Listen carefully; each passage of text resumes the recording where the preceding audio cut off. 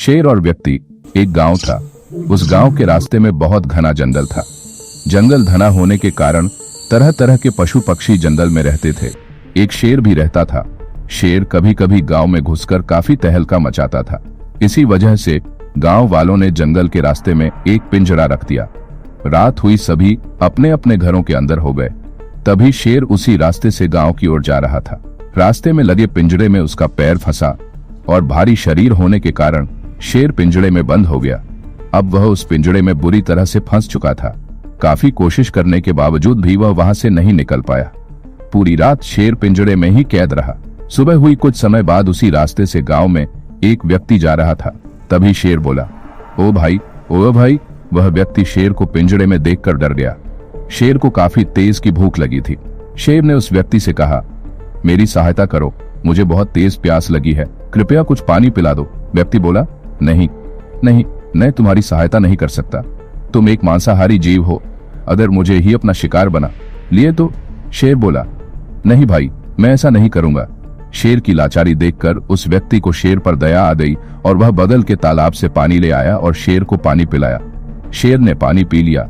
उसके बाद फिर से उस व्यक्ति को बोला, प्यास तो बुझ गई, अब पूरी रात से भूखा हूं, कुछ खाने को दे दो ना। वह व्यक्ति ने शेर के भोजन की व्यवस्था में जुट गया और कहीं कहीं से उसका भोजन ले आया। शेर ने भोजन भी किया। शेर ने फिर से आवाज लगाई, ओ भले इंसान, मैं इस पिंजरे में बुरी तरह से फंस चुका हूं, कृपया इस पिंजरे से मुझे आजाद करा दो। वह व्यक्ति बोला, नहीं नहीं, मैं तुम्हारी और सहायता नहीं कर सकता। तुम एक मांसाहारी जीव हो, पिंजरे के बाहर आते ही तो अपने रूप में आ जाएगा। शेर बोला, मैं तुम्हें कुछ नहीं करूंगा, तुम्हारे परिवार को भी कोई नुकसान नहीं पहुंचाऊंगा।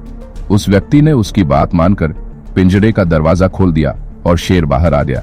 शेर बाहर आते ही पहले चैन की सांस ली और बोला, मेरी अभी तक भूख मिटी नहीं है और भोजन भी सामने है, सो भोजन तलाशने का भी जरूरत नहीं है।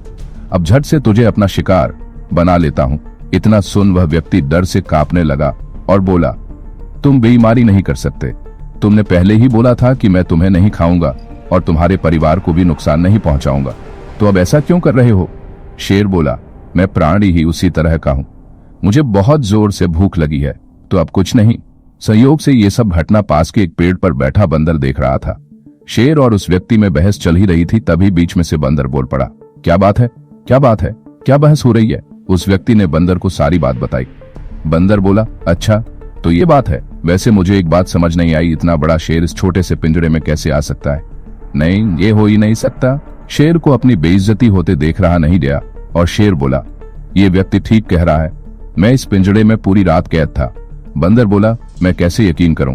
शेर बोला, मैं अभी दिखा देता हूं, इस पिंजरे में फिर से जाकर। और इतना क्या, शेर फिर से उस पिंजरे में चला जाता है और पिंजरा का दरवाजा बंद हो जाता है।